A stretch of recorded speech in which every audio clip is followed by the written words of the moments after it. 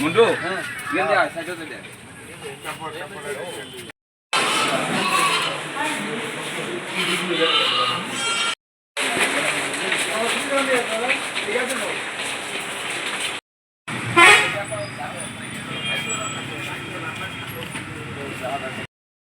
রাস্তাটা ক্লিয়ার দিল, রাস্তাটা যানজট হইল না, তারা ওইখানে থাকতে পারলো। জায়গাটা সমান করিয়া এটা রাতলা উতলা দিয়ে দিল, লিকারটা বাজে আটটাটাও গেল। দেখছেন আজকে আমরা পুর পরিষদের পুরো টিম, আমাদের এসডিএম ম্যাডাম রয়েছেন, পুর পরিষদের আমাদের চেয়ারম্যান রয়েছেন, অন্যান্য পুর পরিষদ ইঞ্জিনিয়ারিং টিম সহ অন্যান্য অভিভাবকরা যারা, এবং বাজারের আমাদের যে মৎস্য সমিতির যারা দায়িত্বপ্রাপ্ত ব্যক্তিত্বরা রয়েছেন, সবাই মিলে আমরা এসেছি যে এই বাজারটা যে নতুনভাবে শিফট হচ্ছে। নতুনভাবে শুনেছেন আপনার এসডিএম ম্যাডাম বলেছেন যে নতুনভাবে একটা অত্যাধুনিক মার্কেট তৈরি হতে যাচ্ছে। একটা বিশাল ব্যয়, 24 কোটি টাকা ব্যয় আমাদের ত্রিপুরা রাজ্য সরকার এখানে মার্কেটটা তৈরি করে দিচ্ছেন। তার জন্য যারা মাছ ব্যবসায়ীরা ছিলেন, মৎস্য ব্যবসায়ীরা যারা ছিলেন, মাংসের যারা ছিলেন, শুকনো মাছের যারা ছিলেন, ওনাদেরকে শিফটিং করার কাজ চলছে।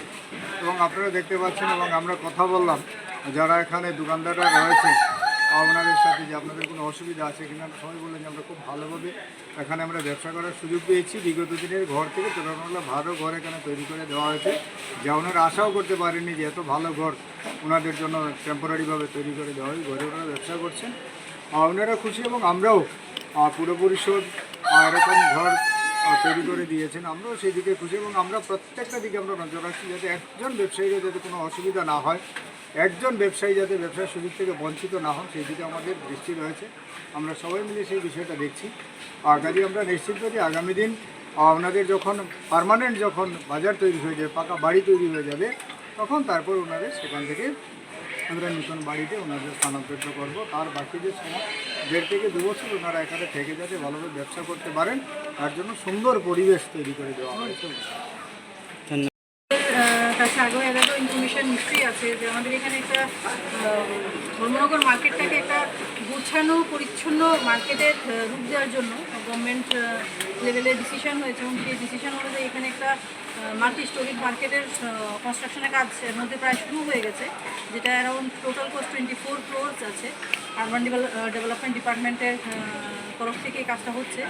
তো সেই যে মানে বড় প্রজেক্টকে সামনে রেখে আমাদের যে এক্সিস্টিং মার্কেট যেটা আছে, সেটার মধ্যে যাতে এক্সিস্টিং যারা ব্যবসায়ী আছেন, মৎস্য ব্যবসায়ী আছেন, মাংস ব্যবসায়ী আছেন, বা অন্যান্য যারা বিভিন্ন ধরনের সেল এখানে করে থাকেন, তো ওনাদের যাতে কোনো অসুবিধা না হয়, সেজন্য আমরা একসঙ্গে পুরো মার্কেটটাকে শিফটিং না করে আপনারা দেখতে পাচ্ছেন আমরা gradually step by step shifting করছি।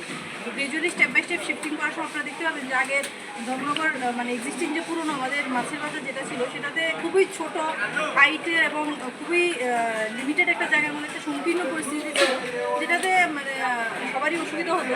এখন আমরা যদি এগুলো মানে ওই প্রজেক্ট কমপ্লিট হওয়ার সাপেক্ষে আমাদের তৈরি করা হয়েছে এই কনস্ট্রাকশনগুলো, আমরা এগুলোকে একটা বেটার রিপ্লেসমেন্ট দেওয়ার চেষ্টা করেছি। তো সেই রিপ্লেসমেন্টের কাজ ঘুরে দেখতেই আজকে আমাদের সঙ্গে আমাদের অনারেবল বিধায়ক স্যার আছেন, আমাদের মিউনিসিপ্যালিটি মাননীয় চেয়ারপারসনগুলো, অন্যান্য ডিগনিটারিজও আছে, আমাদের মিউনিসিপ্যালিটি যে ইঞ্জিনিয়ারিং টিম আছেন।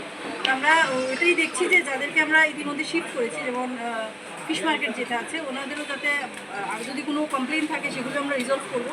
আর পাশাপাশি আমাদের আরও যে ভবিষ্যতে আরও যে শিফটিংগুলো হবে, সেগুলোর জন্য যাতে একটা মানে একটা ভালো দক্ষ একটা প্ল্যানিং করা যায় সেগুলো। ম্যাডাম, আমরা গত কিছুদিন আগে দেখতে পেলাম ধর্মনগর মাছ বাজারে একটি ইনসিডেন্ট বা একটি বিতর্ক হয়েছে, সেই দিকে আপনারা কি লক্ষ্য রাখছেন? তাদের অভিযোগ যারা এখানে স্থায়ী তারা ঘর পাচ্ছে না, মানে ভিত্তিহীন অভিযোগ। কারণ আমাদের কাছে দেখুন একটা মিউনিসিপ্যালিটিটা আজকের না, এটা অনেকদিন পুরনো মার্কেট, প্লাস মিউনিসিপ্যালিটিও অনেক পুরনো মিউনিসিপ্যালিটি। তো মিউনিসিপ্যালিটির কাছে একদম পুরো রেকর্ড আছে যে এখানে কাদের এখানে দোকান ছিল। তো আমাদের যে প্রজেক্টটার কথা আমি ইনিশিয়ালি বললাম, সেই প্রজেক্ট কমপ্লিট হওয়ার পর এবং পুরো মার্কেটের একটা সেট আপ হওয়ার পর যারা এখানে মানে সবসময় ব্যবসা করেছেন, ওনারা কেউই বঞ্চিত হবে না। এবং হঠাৎ করে বাইরে থেকে আসলেই আমরা মিউনিসিপ্যালিটি দিয়ে দেবো এরকম ভাবার কোনো কারণ নেই। Thank you.